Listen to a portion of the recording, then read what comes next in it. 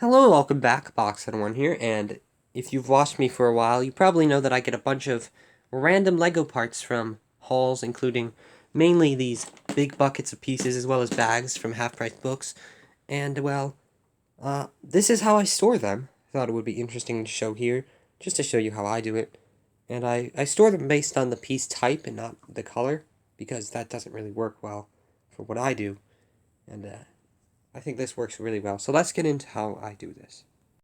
Here, as you can probably tell, I've split them into categories.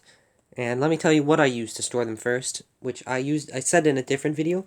I use these bags, which are pretty easy to get. You can get packs of 300 of this and this for around, I'm pretty sure this is $1, maybe $1.50, and this is $2.50 at Hobby Lobby. So, very cheap to get. And you can get 600 bags for less than $5. So these are what I use for storage of smaller parts. Then for more parts, I use, or more or larger parts, I use these half bags, these small little snack bags. Then sandwich bags for more than this. And then larger bags when needed, like for those large pieces there. But onto the actual categories that I sort my pieces for. I do these like larger than 1x1 or actual brick snot pieces, and then normal, or not normal, but a plate with side snot pieces, as I call them. I don't really know a good name for them, but you can kind of tell what I mean by that. And then that's what I use for the snot pieces. There's other ones, of course, but I just loop them in with one of those categories. These are just curved pieces, not sloped pieces, but curved pieces. I have these like large vehicle pieces here, and then some larger curved pieces, smaller curved pieces, and then arches and stuff. Then I have more categories up here like plates, which I separate them by 2x1, 1x4, and 1x3s as well. And then up from that, then I also have the 2x4, 2x3 to 2x4s, then the weird, the plates with the weird things on the side, like the triangle, right angle bricks. Then I have the smaller dots bricks, or plates, not bricks, but plates. And then finally, I use grill pieces, separate into a final category.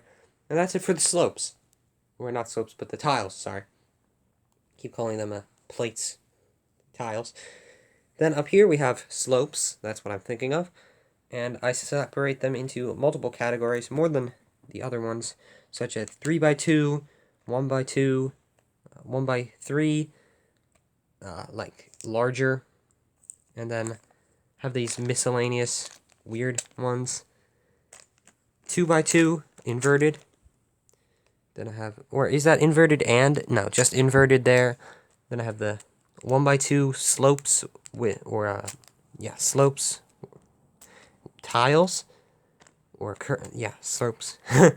Then I have the even larger than this bag for 2x2 versions, as you can see. Then I have the normal slope with the 2x2. These little cheese wedges, and then this should be down with the plates, actually. This is the 2x2 plates, and also jumpers as well. Now we move on to the Technic section, which is pretty big. I do get a lot of Technic pieces, and I like separating them in certain categories like this. So this is like large, or not large, but any size brick with hole. I have a big one in my large pieces and plates thing, and then yeah, so that's where I put the bigger ones that are larger than this. But then I have the 2x1 with holes, as well as, well, pinholes and axle holes. Then I have the axles here, miscellaneous, like small pieces with axle holes and pinholes. Those are like the 1/3 brick. And then I have the axles, of which there are a lot, different types in that one bag. Then I have this, which I don't even know what's in here, just random, I guess, Technic stuff that can go into a different category. This is like like the bricks, but rounded, those type of bricks, as well as some pins and pin connectors and stuff like that.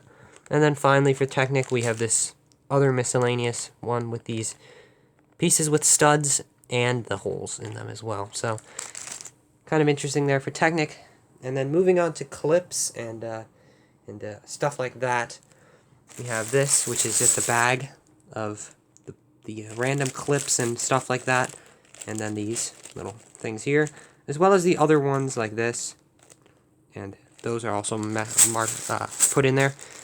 Here we have the rods and stuff like that, and also skeleton arms for some reason, but those are in there. Then here we have those ball joints, a lot of ball joints, pretty cool ones there.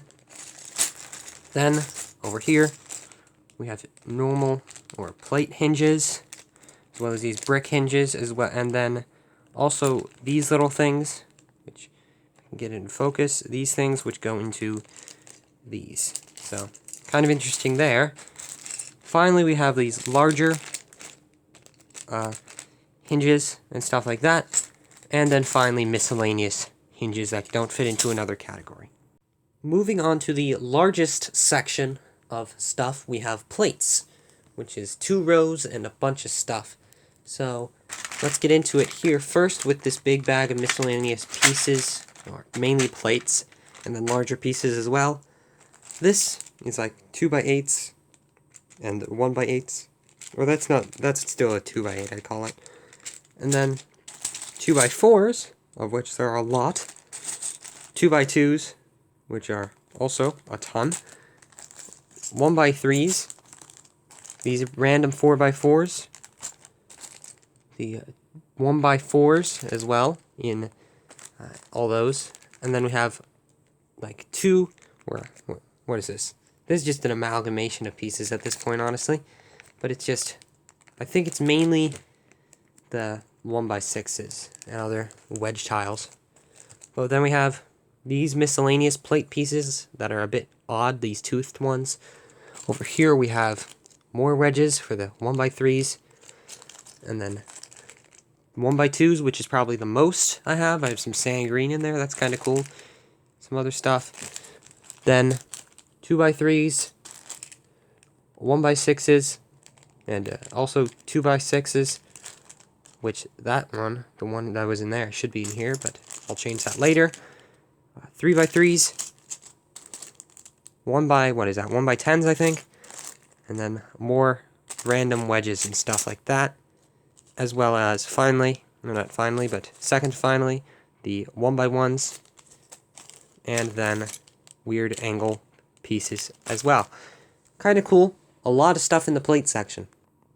Then for the main categories, or for the main categories, it's rounded pieces like 1x2s and 1x1 rounded pieces, as well as these large pole things.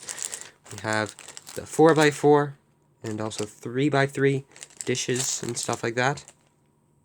2x2s to random like 2x4s and stuff, and also 4x4s that are larger than this, and then 2x2s. Pretty nice. On to the weird categories. We have just miscellaneous categories here. Like this is storage crates and barrels and stuff like that. This is windows and walls. Random Technic parts. I should have with the Technic, but it also has ball joints in it. So where's the Technic? Right here. Then I have this, this is actually just random parts, which is just my miscellaneous. And then like flowers and vegetation. Pretty nice. And finally, onto the final like bags of stuff. That's all like categorized and different. These are their own thing. This is probably the easiest to tell what it is. It is printed pieces and stickered pieces, and I have a ton of them. Mainly some actually interesting ones like this Clone Wars piece there, and some Space Police stuff, some other stuff like that. And, I found this on a Home Goods pillar. So that happened. That's why I have that. Don't know how that occurred, but that happened. And then I have some Akai like a Ninjago spinner, some other stuff in there as well, like spring-loaded shooters as well I keep in there. And this is kind of interesting. It is all the wheels and like car-related pieces, so I have handlebars, toe cables, not toe cables, but toe joints, balls joints and stuff, wheels, whatever this is, some other stuff like that, like mud guards and just larger pieces. There's seats, there's other things like steering wheels in there as well. On to the other things, we have minifigures, which are actually separated into categories in there, like legs, arms, other stuff like that. Legs, arms, and other stuff like that. I can't think of anything else to say. There's heads and bodies as well as weapons and stuff, is what I meant to say there. And then here, the final category is the like transparent pieces, as well as just 1x1 rounded pieces in this bag here. And then you can also see all the ones I've collected. Let me get that out, actually. Here we go. We have all the different 1x1 studs that I've collected from my bags and tubs of Lego. And you can see there's a pretty good collection. These are the different colors. And I have a bunch of them here. These are, like, these where you can see duplicates are just ones that have, like, holes in the stud versus non-holes. And then this is, like, flat gold or whatever. And then the slightly different color of gold. So, pretty cool. I just keep that as well because I think it's interesting. And then finally, I use these tubs that I have gathered. I got 4 of them. I'm using the one for partially complete sets that I want to actually build someday. And these 3 I use to actually store all this stuff. Lots of Lego collectors and Lego enthusiasts use drawers, which are probably much better, but they are much more expensive than like $5 for a bunch of bags. And then these tubs, which are like $20 each, but filled with Lego, so kind of worth it. Also, you can find some pretty interesting stuff like this. Shadow Arf Trooper body, which is like pretty interesting, hard to find piece. And I also just have it in this random bag that I also got from a Lego store, so kind of cool. But overall, this is the method that works best for me because it's cheap, it is useful, and it's easy to find pieces that I'm looking for because I've basically memorized these because, well, I use them a lot. And I definitely enjoy doing it this way. But some other tips I have for just organizing is do it how it makes sense for you. Like if you want to group these together with these, or like group these inverted slopes with the normal slopes, or just remove some things into a separate bag as well. That also makes sense. Whatever makes sense to you is how you should properly sort your Lego. But this is kind of just some basic overview of what I do and what I find useful. Anyway, I hope you enjoyed. I said I'd do this video today. It's taking a while for me to record because, well, a lot of overview, a lot of different things. And I definitely enjoy making this. So, I do hope you enjoyed, and I shall see you next time. Goodbye.